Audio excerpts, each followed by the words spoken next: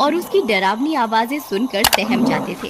रात होते ही पूरे गांव में सन्नाटा हो जाता था। वह शैतान बहुत नासमझ था। गांव के लोग अपने अपने घर के दरवाजों पर शैतान कल आना लिख लेते थे। वह शैतान उसे पढ़ता और आगे बढ़ जाता। वहीं उस गांव में एक घमंडी सेठ रहता था। वह किसी से नहीं डरता था। अजी, हम अभी इस गांव में नए नए आए हैं, हमें गांव वालों की बात माननी चाहिए और दरवाजे पर शैतान कल आना लिखना चाहिए। रात भी हो गई है, कहीं वह शैतान यहाँ ना आ जाए। मैं किसी से नहीं डरता। मैं ऐसे किसी अंधविश्वास पे यकीन नहीं करता। बहुत रात हो गई है, सो जाओ। इतना बोलकर वह सेठ अपने कमरे में सोने चला जाता है। तभी वह शैतान हैरान परेशान हो जाता है। ये गांव वालों ने तो हद ही कर दी। मुझे रोज कल बुला लेते हैं और फिर बोलते हैं कि कल आना। ऐसे कैसे चलेगा? मैं आखिर रोज रोज कब तक अपने शिकार के लिए यूं ही भटकता रहूंगा। फिर थोड़ी दूर चलने पर वह शैतान उस सेठ के घर के पास पहुंचता है। अरे ये क्या, यहाँ तो कुछ नहीं लिखा। किसी का दरवाजा खटखटाता हूँ। लगता है आज मेरी भूख मिट जाएगी। शैतान जोर जोर से सेठ का दरवाजा खटखटाता है। अरे इतनी रात को कौन आ गया? अजी, आप जाइए ना दरवाजा खोलने के लिए। अरे नहीं, तुम जाओ, दरवाजा खोलो। फिर उसकी पत्नी डरते डरते जाती है और खिड़की से झांक कर देखती है तो उसे वही शैतान दिखाई देता है। वह बहुत डर जाती है, फिर भागती हुई वापस अपने कमरे में जाती है। अजी, हम तो बहुत बुरे फंस गए। वह शैतान तो हमारे दरवाजे पर खड़ा हुआ है, अब क्या करें? मैंने आपको कहा था ना, हमें गांव वालों की बात मान लेनी चाहिए। लेकिन आप तो बोलते थे मैं किसी से नहीं डरता, तो आप क्यों भीगी बिल्ली बन रहे हो? मूर्ख औरत, धीरे नहीं बोल सकती क्या? अगर इतनी तेज तेज चिल्लाएगी तो मैं कच्चा ही खा जाएगा। अब क्या करें, कहाँ छुपे? वह शैतान उन दोनों की आवाज सुन लेता है और तेज तेज दरवाजे को पीटने लगता है। गांव वालों ने मुझे बहुत मूर्ख बना लिया। बस अब और नहीं, मैं बहुत दिनों से भूखा हूँ। आज तो मैं अपना शिकार अपने साथ लेकर ही जाऊंगा। हाँ, अभी के अभी दरवाजा खोल, नहीं तो तोड़ दूंगा। अभी वह शैतान दरवाजा खोल देता है। और तुम्हें मुझसे कोई नहीं बचा सकता। अरे भागो रे, आज तो ये शैतान हमें जिंदा ही खा जाएगा। अरे कोई मुझे बचाओ, बचाओ। वह सेठ और उसकी पत्नी वहाँ से भागने लगते हैं। उनके घर में छोटा सा कुत्ते का बच्चा होता है। इतना शोर शराबा सुनकर वह भी बाहर आ जाता है और उस शैतान को देखकर भौंकने लगता है। तभी सेठ और उसकी पत्नी पीछे के दरवाजे से भाग जाते हैं। अरे बच गए रे, आज तो बाल बाल बच गए। मोती, मैंने उसकी आवाज सुनी थी। वो शायद उसी शैतान के ऊपर भौंक रहा था। वो अभी भी घर के अंदर ही है। मैं वापस अंदर जा रही हूँ अपने मोती को बचाने के लिए। तुम्हारा दिमाग खराब तो नहीं हो गया? तुम्हें क्या लगता है मैं एक कुत्ते को बचाने के लिए घर के अंदर जाऊंगा? नहीं नहीं, मूर्ख मत बनो और जल्दी चलो यहाँ से। वो शैतान कभी भी यहाँ आ सकता है। आपको जाना है तो जाइए, मैं वापस अंदर जा रही हूँ अपने मोती को बचाने के लिए। अरे तुम पागल हो गई हो क्या? वापस आ जाओ, बेवकूफी मत करो। लेकिन उसकी पत्नी अपने पति की बात को अनसुना कर देती है और घर के अंदर घुस जाती है। मोती उस शैतान को भौंक रहा होता है। नहीं नहीं मोती, पीछे आ जाओ, हमें अभी यहाँ से निकलना है।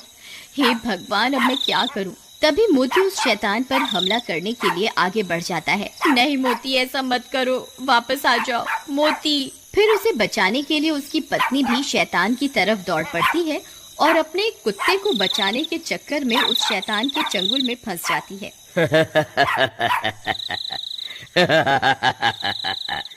बहुत दिनों के बाद कोई शिकार हाथ लगा है।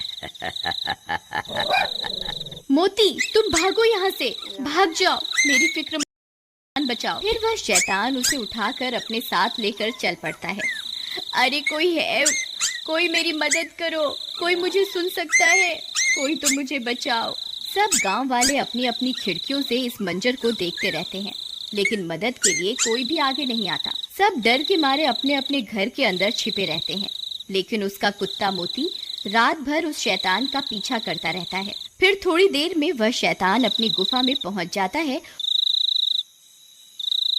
और सुषमा को कैद कर देता है। चिल्ला मत, बस थोड़ा सा इंतजार और कर ले। मैं आग जला लूं, फिर तुझे उस आग में पका कर खाऊंगा। तभी उसका कुत्ता मोती भी उस शैतान का पीछा करते करते वहां पहुंच जाता है। अरे मोती, तुम यहाँ क्यों आ गए? तुम यहाँ से चले जाओ, नहीं तो ये तुम्हें भी खा जाएगा। लेकिन मोती वहीं बैठ जाता है और उसके लाख बोलने के बाद भी वहाँ से नहीं जाता। मोती, काश इंसान भी तेरी तरह वफादार होता तो कोई ना कोई मुझे यहाँ बचाने के लिए जरूर आ जाता। अरे कोई मेरी मदद करो, हाय मेरी पत्नी को वो शैतान उठा कर ले गया, कोई मेरी मदद करो।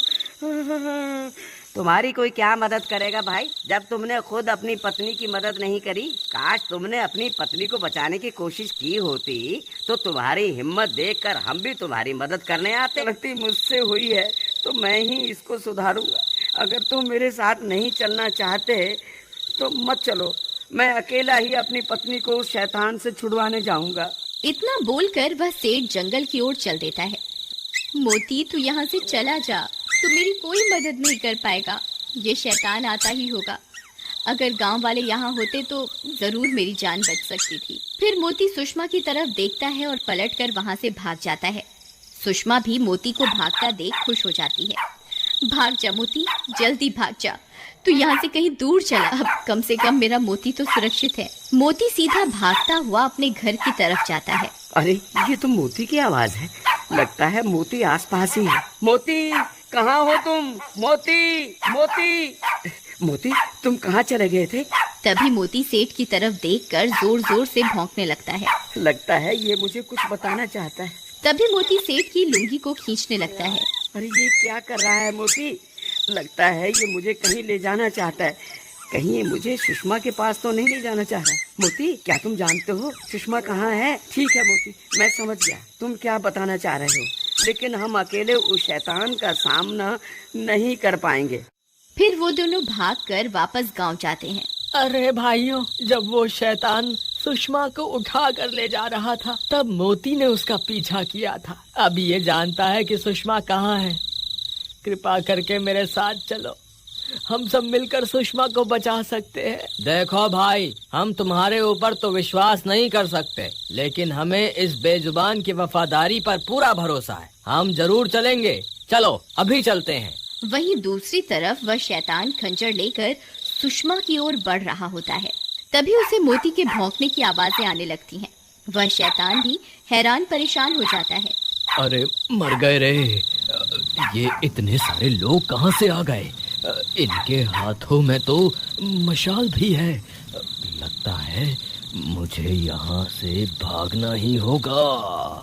तभी सब गांव वाले हाथों में मशाल लेकर वहां पहुंच जाते हैं। वह शैतान इतने सारे लोगों को हाथ में मशाल लिए हुए देखकर डर जाता है। फिर वह शैतान वहां से भाग जाता है और सुषमा भी आजाद हो जाती है। मोती, तुम वापस आ गए मेरी जान बचाने के लिए। अगर तुम्हें कुछ हो जाता तो? सुषमा, मुझे माफ कर दो, मैं तुम्हारी मदद नहीं कर पाया।